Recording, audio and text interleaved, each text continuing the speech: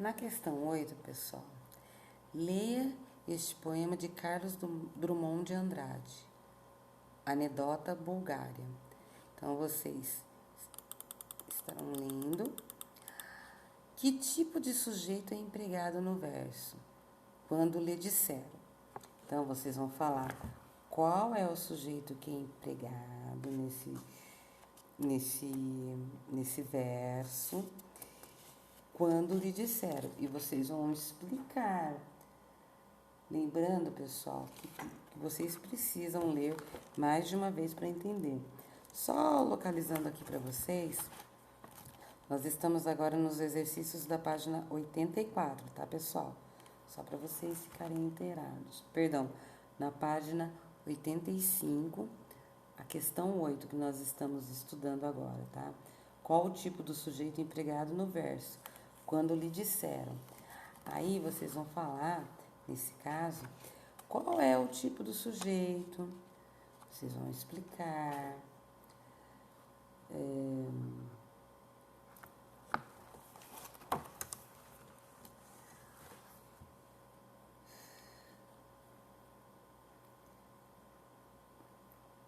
Vocês vão falar se ele é sujeito.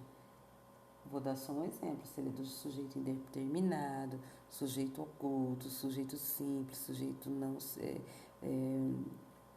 sujeito composto. Questão B. Por que o uso desse sujeito é adequado ao texto?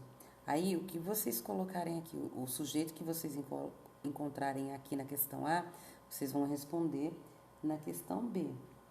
Que o sujeito, a identificação do sujeito não acrescenta informações relevantes à frase, ou se ele...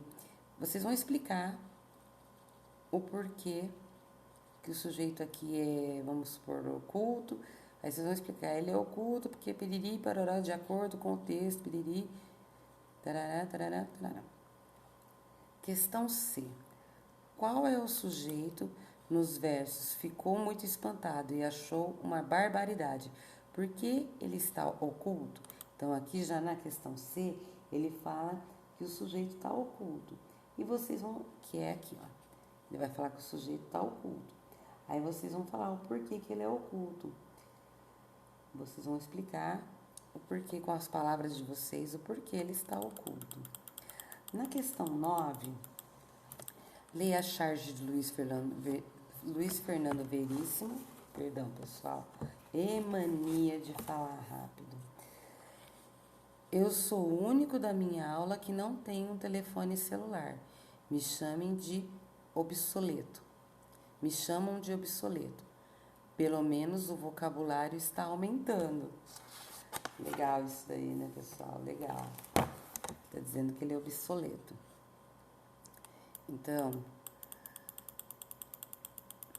na fala do garoto, a oração me chamam de obsoleto apresenta sujeito indeterminado. No entanto, é possível perceber a quem o predicado se refere. Explique essa ocorrência. Então, vocês vão conseguir explicar a que ele está se referindo. Está bem claro, vocês vão conseguir identificar. E para que isso ocorra, vocês precisam colocar essa informação aqui na linha, tá? Questão B. Procure no dicionário e registre o significado de obsoleto. Importantíssimo que façam isso. Façam, e no caderno também, quando nós retornarmos da aula, conta como pontuação de atividade feita. Explique oralmente a charge, isso nós iremos fazer na sala de aula, tá? Na questão 10. Nas frases a seguir, sublinhe as orações sem sujeito. Naquelas em que houver sujeito, identifique-o. Então, vocês vão sinalizar quais são as frases que não têm sujeito, tá? E vão identificar as que têm sujeito. Então, na frente de confiantes ou no caderno de vocês, pode escrever aqui na frente se couber aí no livro, ou no caderno de vocês, confiantes os brasileiros amanheceram de verde e amarelo. Aí vocês vão falar, quem é o sujeito aqui? Tal. Ou é sujeito oculto? É oração sem sujeito? Então, vocês vão fazer essa análise em cada item desses aqui. Vai colocar na frente, tá? Aqui na frente. Ou no caderno, se vocês acharem melhor, tá? Pode colocar na frente. Questão 11. No meio do caminho de Carlos Drummond de Andrade, é um dos poemas brasileiros mais conhecidos. Veja se você já ouviu estes versos. Aí, vocês vão ter que ler e ver se vocês já ouviram falar desses versos, né? Os versos se repetem no meio do caminho. Tinha uma pedra no meio do caminho, indicam rotina e permanência de obstáculos ao longo da vida. Até parece uma música, né? Tinha uma pedra tinha, tinha uma pedra tinha. Mas vocês vão explicar qual é o sentido que o verbo poderia ser empregado em seu lugar, sem modificar o sentido do verso, tá? Então, vocês vão explicar o que ele não vai mudar. Qual é o sujeito e o predicado nesses versos repetidos? Vocês vão explicar qual é o sujeito e o predicado nesses versos repetidos. E também se realmente existe o sujeito. Pode ser que não exista sujeito. Então, vocês precisam prestar atenção para ver se realmente existe sujeito ou não, tá? Para poder identificar. Na questão C, o poema de Drummond é de tal maneira conhecida que seus versos são lembrados em diversas circunstâncias. Aí tem um exemplo em campanha em favor da preservação e manutenção dos paralelepípedos nas ruas da cidade de Guaxupé, em Minas Gerais. É verdade, pessoal, lá em Minas Gerais tem bastante ruas com paralelepípedos. Existe a preservação desses paralelepípedos, né? Compare as frases da campanha com os versos.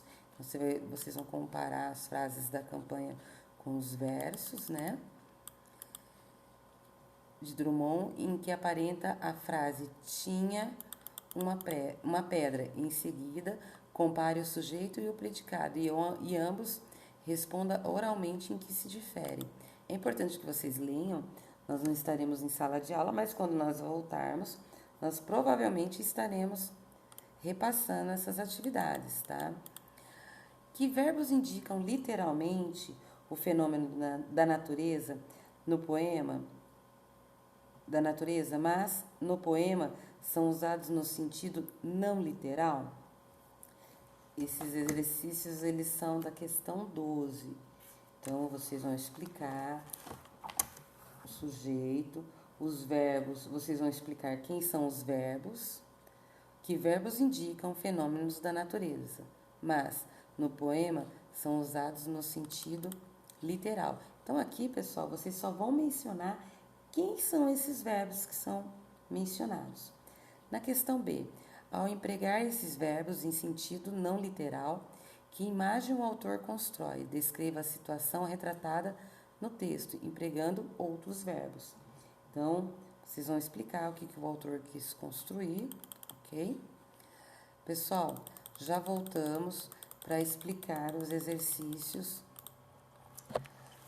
Nós já voltamos para explicar os exercícios da página 88. Ortografar. Desculpa aí, pessoal. Hoje tá difícil, viu?